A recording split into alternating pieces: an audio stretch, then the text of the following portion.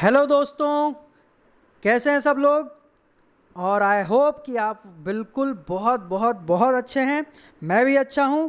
और अब जो हो चुकी है ओवर, वो हो चुकी है 11th क्लास की एग्ज़ाम्स, और हम लोगों को अब तैयारी करना है क्लास 12th के लिए। तो बिल्कुल टाइम वेस्ट ना करते हुए हम लोग फिज़िक्स का पहला यूनिट जो है इलेक्ट्रोस्टैटिक्स उसको पढ़ना स्टार्ट करते हैं।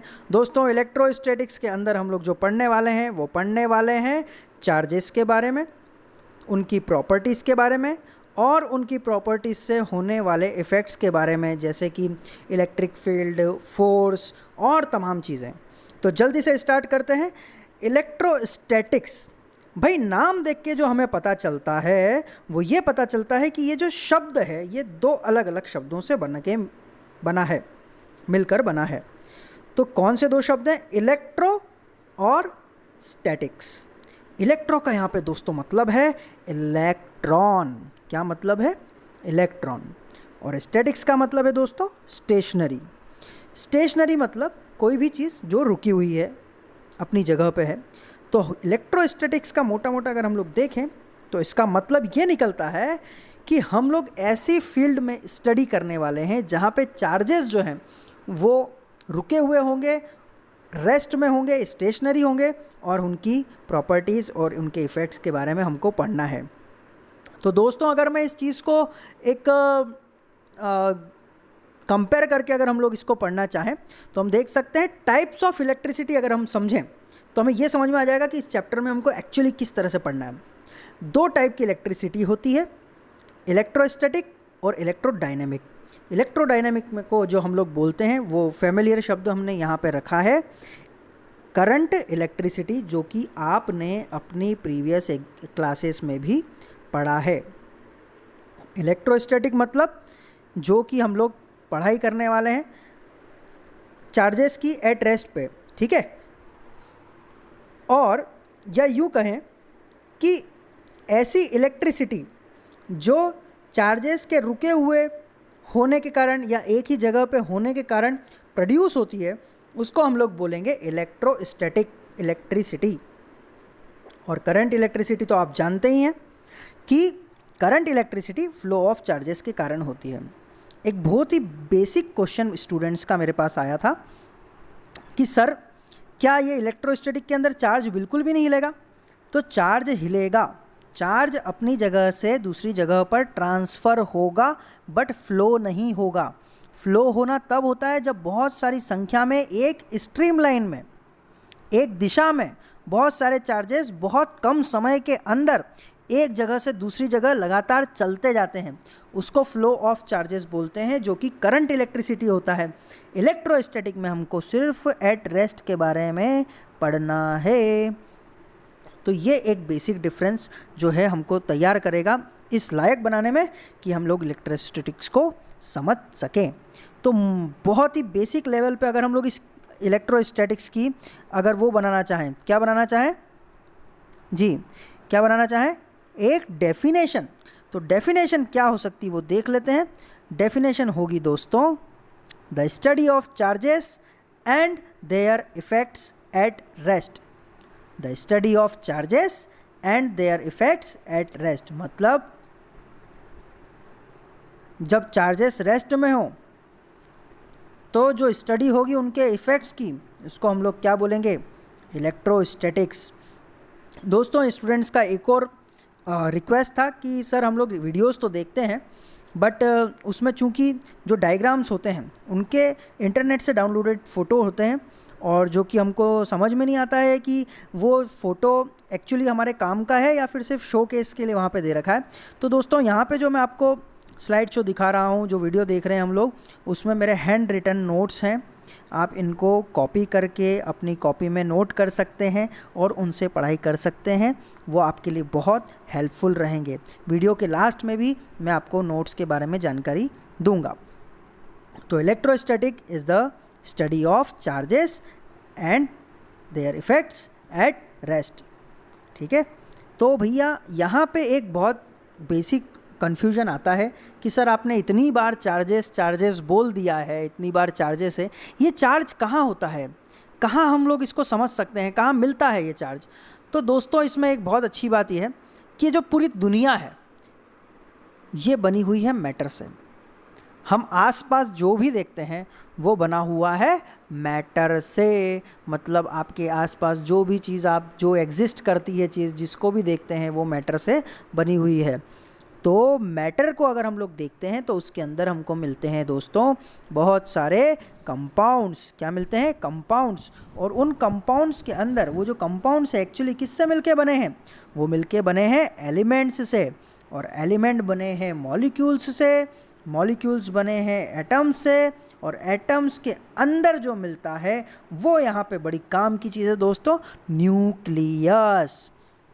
न्यूक्लियस जो है उसके अंदर हमें जो मिलते हैं वो मिलते हैं electron, proton, neutron. Actually nucleus के अंदर इलेक्ट्रॉन नहीं मिलते हैं। इलेक्ट्रॉन तो दोस्तों यहाँ पे इसके न्यूक्लियस के आसपास गोल गोल चक्कर लगाते रहते हैं।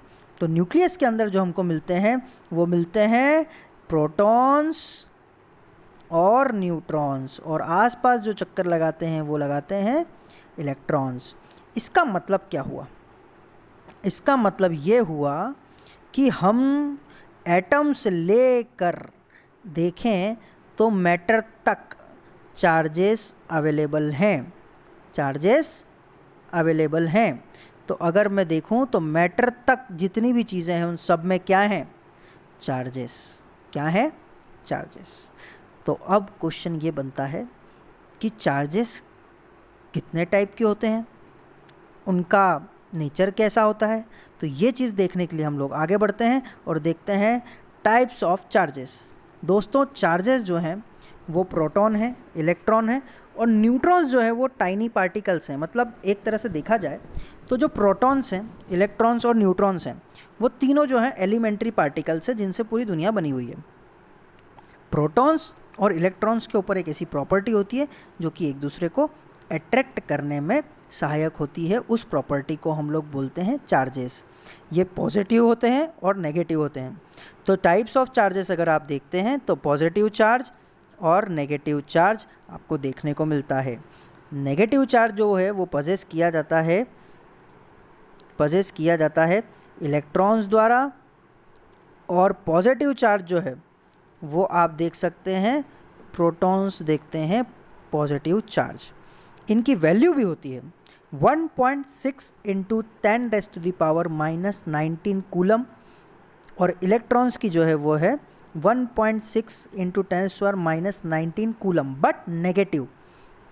इसका मतलब ये होता है कि प्रोटॉन्स और इलेक्ट्रॉन्स जो होते हैं ना उनके ऊपर चार्ज जो है वो तो सेम होता है, बट उनकी जो साइन होती है वो अलग होती है।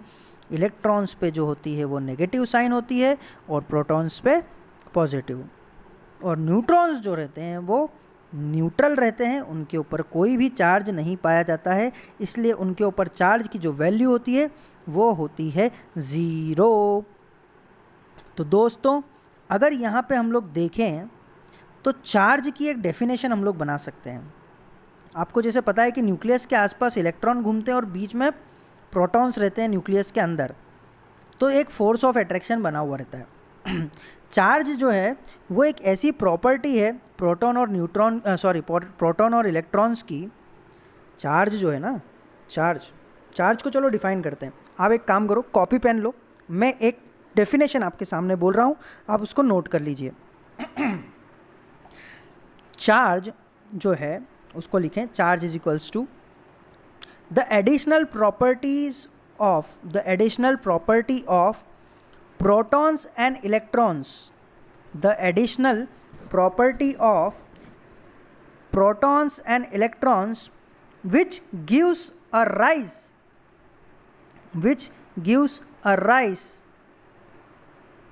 to have an electric force between them, which gives a rise to have an electric force between them। ये जो चार्ज की डेफिनेशन है ये आपको सहायक होती है ये समझने में कि चार्ज एक्चुअली हम किस चीज़ को बोल रहे हैं। एक चीज़ और नोट करने वाली है, नीचे आपको येलो में दिख रहा है coulomb. Coulomb is the unit of what, charge. Coulomb जो है वो चार्ज की यूनिट है। ये C जो आपको दिख रहा है वो C यहाँ पे लिखा हुआ है और ये बता रहा है यूनिट। तो चार्ज की यूनिट क्या होती है, कूलम। तो दोस्तों आगे हम लोग देखें कि कोई भी बॉडी चार्ज कैसे होती है। भाई चार्ज पार्टिकल्स की तो हमने बात कर ली, पर ये बॉडीज़ पे जाकर किस तरह से बॉडीज़ को चार्ज करते हैं। तो जैसे देखें, आपने यहाँ देख रहे हैं आप कि एक सरफेस है जिस पे लिखा हुआ है ऊपर बिफोर रबिंग।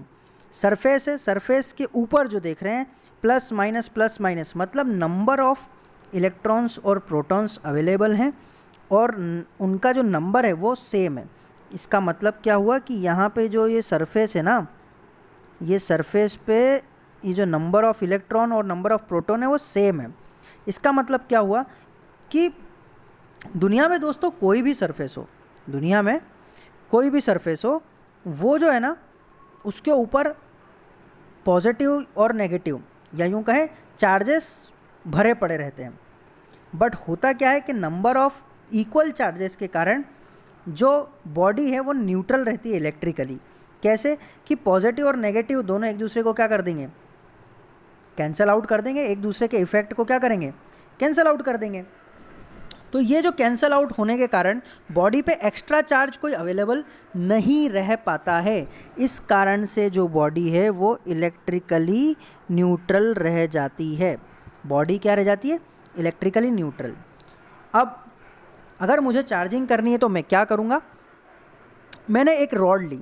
कौन सी रॉड ली, मैंने ली एक इंसुलेटिंग रॉड। मैंने एक इंसुलेटिंग रॉड ली और उसको किया, मैंने क्या किया, रब। जब मैं उसको रब करूँगा तो एक फ्रिक्शन पैदा होगा। एनर्जी के कारण जो नेगेटिव चार्ज है, यूँ कहें इलेक्ट्रॉन्स जो है वो ये बड़ी वाली सरफेस लूज़ कर देगी और वो जा रही है कहाँ पर, इसके ऊपर। ये देखो यहाँ पे नेगेटिव चार्ज आ चुका है और यहाँ पे आ गए नंबर ऑफ़ इलेक्ट्रॉन्स बढ़ गए, नंबर ऑफ़ इलेक्ट्रॉन्स बढ़ गए। और जैसे ही यह नंबर ऑफ़ इलेक्ट्रॉन्स बढ़ेंगे उसी प्रकार से ये जो सरफेस है इसके ऊपर क्या होगा, प्रोटॉन्स की संख्या बढ़ जाएगी और इलेक्ट्रॉन कम हो जाएंगे। प्रोटॉन्स बढ़ गए और इलेक्ट्रॉन्स कम हो गए। ठीक है, तो हो क्या रहा है कि जब भी कभी इस तरह की रबिंग होगी ना, तो जब चार्ज लूज़ कर देगा, नेगेटिव चार्ज जब कोई सरफेस लूज़ कर देगी तो ऑटोमेटिकली वो क्या हो जाएगी, पॉजिटिवली चार्ज हो जाएगी। कैसे, समझ लेते हैं। देखो आपको यहाँ पे तो दिख रहा है कि ये जो चार्जेस हैं, ये देखो पॉजिटिव नेगेटिव, ये इन दोनों को क्या कर देंगे, कैंसल आउट कर देंगे। बट इनका क्या होगा, ये तो एक्स्ट्रा हैं। ठीक है, ये तो एक्स्ट्रा है और इस कारण से ये जो बॉडी है इनका इफ़ेक्ट इनका रह जाएगा इस बॉडी पे या इस सरफेस पे। तो ये जो प्लस वाले हैं ये इसको क्या बना देंगे, पॉजिटिव चार्ज बना देंगे। दोस्तों ये एग्ज़ाम पॉइंट ऑफ व्यू से भी बहुत ज़रूरी है। नंबर ऑफ़ प्रोटॉन्स और इलेक्ट्रॉन्स किसी सरफेस पे, खास करके कॉम्पिटिटिव एग्ज़ाम्स में भी इस तरह के क्वेश्चंस पूछे जाते हैं, बेसिक लॉजिकल क्वेश्चन होते हैं। तो ये जो है चार्जिंग इस तरह से हो गई। तो एट द सेम टाइम जब कोई बॉडी नेगेटिव चार्ज गेन कर रही है तो वो नेगेटिवली चार्ज हो जाएगी। इसके ऊपर जो चार्ज आएगा वो कैसा आएगा, नेगेटिव। ठीक है, कैसा आ रहा है, नेगेटिव चार्ज आ रहा है। But at the same time ये वाली जो बॉडी है ये पॉजिटिवली चार्ज हो रही है। ये वाली जो बॉडी है ये पॉजिटिवली चार्ज हो रही है। तो आप देखिए साइमल्टेनियसली एक दूसरे से चार्जिंग हो रही है। इस तरह की चार्जिंग को फ्रिक्शनल इलेक्ट्रिसिटी के अंदर लेते हैं हम लोग। अब अगर ऐसा है तो आपने एक एग्ज़ाम्पल मैं आपको देता हूँ कि आपने देखा होगा कि जब आप सूखे बालों में कंघा करते हैं तो जब कंघे को रगड़ते हैं, अपने बालों को स्टाइल करते हैं, तो कंघे के ऊपर क्या होता है, एक नेगेटिव चार्ज आ जाता है बालों की ओर से। अब इस कंघे को जब आप बालों के पास में ले जाएंगे तो क्या होगा, बाल थोड़े से खड़े हो जाते हैं, थोड़े से अट्रैक्ट होते हैं किसके तरफ, कंघे की तरफ, कॉम्ब की तरफ क्या होता है, वो अट्रैक्ट होता है। तो ये जो नेचर ऑफ चार्जेस हो जाता है, नेचर कैसा है, अभी तो टाइप्स पढ़े, अब नेचर पढ़ते हैं कि नेचर कैसा होता है। तो हम लोग देखेंगे कि नेचर ऑफ चार्जेस में जो पॉजिटिव चार्ज है वो अगर पॉजिटिव चार्ज के पास में आएगा, या यूँ कहें पॉजिटिव चार्ज बॉडी अगर पॉजिटिव चार्ज बॉडी के पास में आएगा तो क्या आएगा, उसके बीच में फोर्स कैसा होगा, रिपल्शन वाला फोर्स होगा। और नेगेटिव को नेगेटिव के पास में ले जाएंगे तो क्या होगा, तो भी मेरे दोस्तों रिपल्शन ही होगा, रिपल्शन ही होगा। अट्रैक्शन जो है वो सिर्फ और सिर्फ अट्रैक्शन जो है वो सिर्फ और सिर्फ पॉजिटिव और नेगेटिव के बीच में होगा। ठीक है, तो इसको हम लोग इस तरह से पढ़ सकते हैं। किस तरह से पढ़ सकते हैं, नीचे एक लाइन लिखी हुई है कि लाइक चार्जेस जो हैं वो रिपेल करते हैं एक दूसरे से, और अनलाइक चार्जेस क्या करते हैं, अट्रैक्ट। बेसिक जनरल टर्मिनोलॉजी है कि आपने एलजेब्रा में भी पढ़ा है कि पॉजिटिव जो है वो पॉजिटिव को रिपेल करता है, नेगेटिव नेगेटिव को रिपेल करता है, और पॉजिटिव नेगेटिव को अट्रैक्ट करता है। ऐसा ही आपने मैग्नेटिज्म में भी देखा है कि जो मैग्नेट होता है उसका नॉर्थ पोल अगर सामने लाओ तो वो चिपकते नहीं है, अट्रैक्शन का फोर्स नहीं आता है, और साउथ पोल को अगर लाओगे तो भी नहीं आएगा। सिर्फ एक ही कंडीशन में होगा, जब नॉर्थ पोल साउथ पोल के सामने आएगा तो उनके बीच में अट्रैक्शन होगा। ठीक है, तो अब हम लोग देख लेते हैं कुछ बेसिक एक्सपेरिमेंट्स जो हुए हैं जब इलेक्ट्रोस्टैटिक्स के बारे में साइंटिस्ट जो हैं एक्सपेरिमेंट्स कर रहे थे, तब उन्होंने ये देखा था कि after rubbing each other bodies, after rubbing with each other, यहाँ पे कुछ बॉडीज़ दे रखी हैं जिनको आपस में जब वो किया गया ना, रब किया गया, फ्रिक्शन दिया गया, दोनों के बीच में घिसा गया एक दूसरे के साथ, तब किस किस ने कौन कौन सा चार्ज गेन किया। तो आप देख सकते हैं दोस्तों कि ग्लास रॉड को जब सिल्क क्लॉथ से जब हमने रब किया तो उसने जो है कौन सा चार्ज लिया, उसने पॉजिटिव चार्ज ले लिया। कौन सा चार्ज लिया, पॉजिटिव चार्ज ले लिया। ठीक है, तो ये ग्लास रॉड जो है वो पॉजिटिव चार्ज हुई और सिल्क क्लॉथ नेगेटिवली चार्ज हुआ।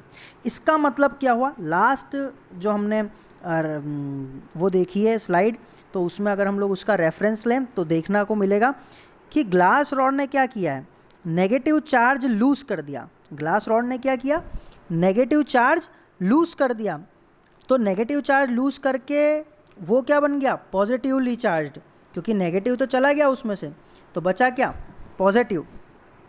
और सिल्क क्लॉथ ने एक्स्ट्रा क्या गेन किया, नेगेटिव चार्ज गेन कर लिया। तो एक्स्ट्रा चार्ज जो है वो जवाबदार होता है किसी भी बॉडी के ऊपर चार्ज्ड होने के लिए। अब यहीं देखें, फर को अगर करेंगे तो एबोनाइट रॉड से, तो एबोनाइट रॉड पे नेगेटिव चार्ज जाएगा और फर पॉजिटिव चार्ज हो जाएगा। दोस्तों ये जो एग्जांपल्स हैं ये आप देख ही रहे हैं, वुलन क्लॉथ और अंबर। मैं आपको लाइव एग्जांपल्स देखता हूँ, आपने खुद ने जो एक्सपीरियंस किए हैं कि जैसे ये रबर शूज़ वाला, आपको बचपन से सिखाया गया है कि भैया रबर के जो शूज़ हैं या चप्पल हैं आप पहन के रखिए, आपको कभी करंट नहीं लगेगा। पर ये करंट की बात है, करंट इलेक्ट्रिसिटी वाला करंट। जो इंसुलेटर्स रहते हैं ना, सबसे अच्छे चार्ज के करियर वही रहते हैं।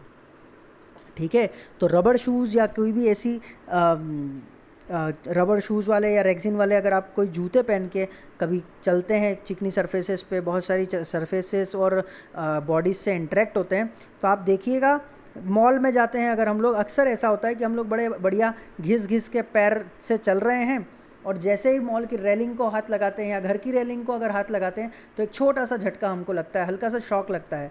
ऐसा ही किसी दोस्त को हाथ मिलाने से भी हो सकता है। तो वहाँ पे जो है ये फ्रिक्शनल इलेक्ट्रिसिटी के कारण जो अट्रैक्शन आता है और जो ट्रांसफ़र होता है चार्जेस का, वो ट्रांसफ़र ऑफ चार्जेस देखने को मिलता है। तो वुलन कारपेट और रबर शूज़ में भी ऐसा होता है। एक और एग्जांपल आपको देता हूँ, आपने शायद कभी अपने दोस्तों के साथ मजाक में ये गेम खेला हो कि किसी प्लास्टिक की चेयर पे एक दोस्त को बिठा दिया है, टॉवेल से उसको पीठ पे मारे जा रहे हैं, और फिर या तो उसको ग्लास पकड़ने के लिए बोलते हैं स्टील का, या फिर छूने के लिए बोलते हैं किसी दोस्त को, तो उसे फील होता है झटका, शॉक फील होता है। ये ट्रांसफ़र ऑफ चार्ज है पॉजिटिव और नेगेटिव का, अट्रैक्शन और रिपल्शन वाला।